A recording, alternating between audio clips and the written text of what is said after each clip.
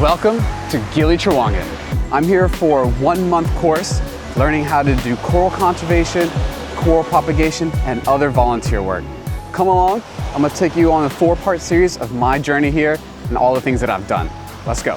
Before we get into what I'm doing, let me tell you a little bit more about the island. Now the Gilis, especially Gili Trawangan, are pretty much only a tourist destination. Scuba diving, snorkeling, beautiful beaches, that's what we do here. And that's why I'm here too. The island hosts about 1,500 permanent residents and hosts tens of thousands of tourists every year. One thing you might notice about the island as soon as you get here is that there's no cars. It's only bicycle, e-bikes, and sometimes even horse carriages. There are a few gas-powered vehicles, but they are only for trash collection and heavy construction. All of the courses were presented by the Gili Eco Trust, but all of the diving operations were done through their partner, Trawangan Dive Center.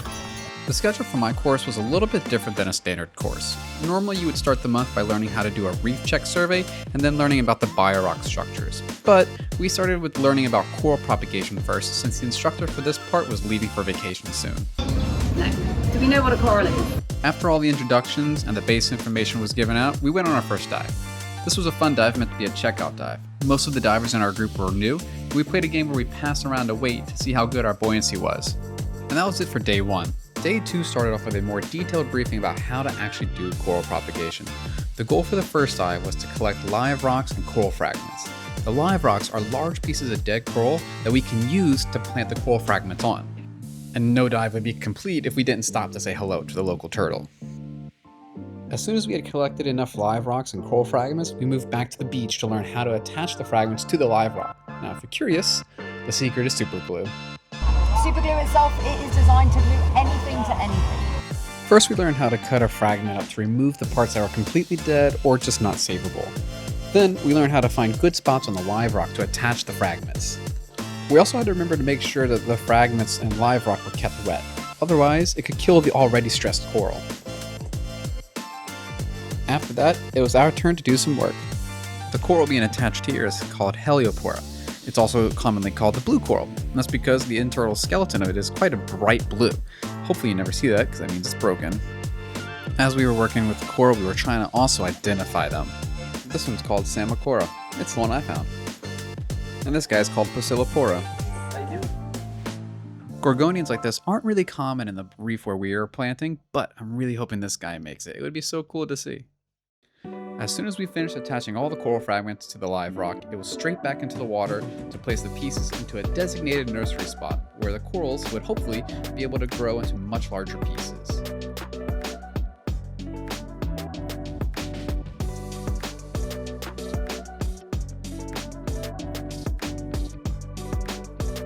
After we finished planting all the coral, it's time for a fun dive.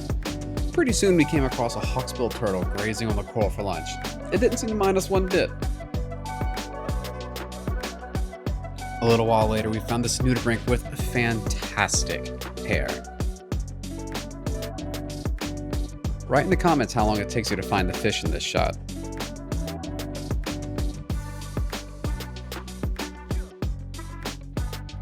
Did you see it yet? The scorpionfish is pretty good at hiding. That wrapped up day 2.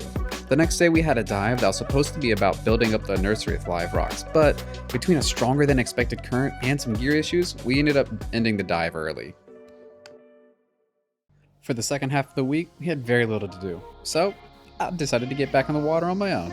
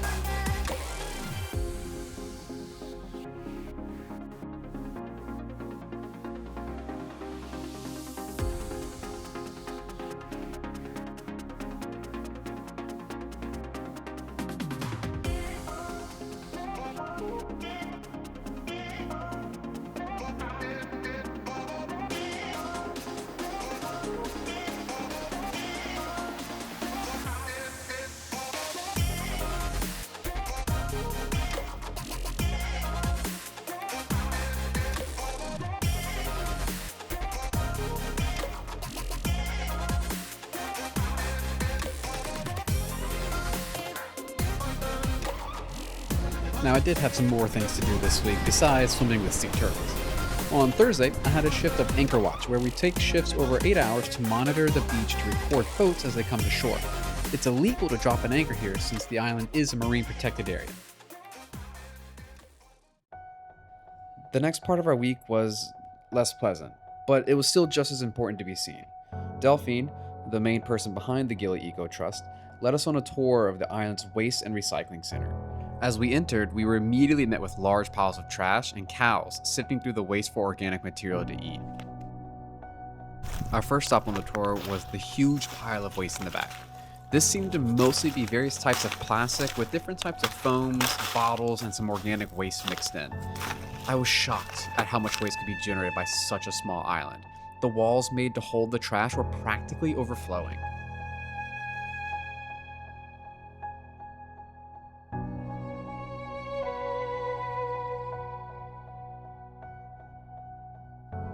At the top, Delphine gave us a little bit of information about the dump and some of its history.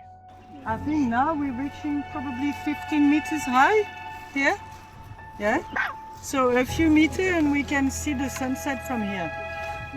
From there, we moved to the inside, where we got to see some of the machinery that had different uses and varying degrees of usefulness.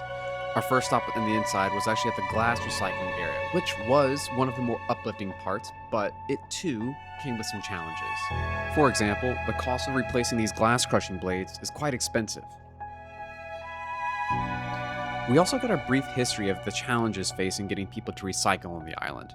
When sorting was first introduced to the island, many people participated on day one, but the people in charge of trash collectors did not instruct them to separate the waste during collection, and the islanders saw everything getting dumped into the same truck, killing the recycling momentum. But not all is lost. Many people and businesses on the island are improving their sorting and recycling habits, and there are ways glass is being quickly recycled back into the community.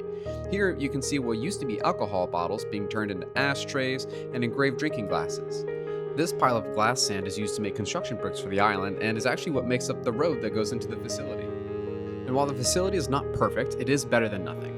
Delphine is working really hard to get proper funding and to get through the bureaucratic red tape to improve the lives of the people on the island and the environment around them. Now, to make sure the tours didn't end on a negative note, we moved on from the waste site to the horse stables. Here, there are many horses that have been rescued from poor working conditions or from people who just couldn't afford them. There are also some who were born during an earthquake or during COVID when many of the horses roamed more freely on the island. The horses really seem to be a big part of Delphine's life, and I could really tell she truly loved these horses.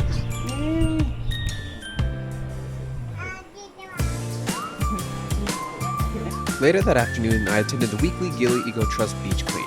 Each week, a different business sponsors the cleanup. People gather trash and sort it into refuse, recyclables, and glass.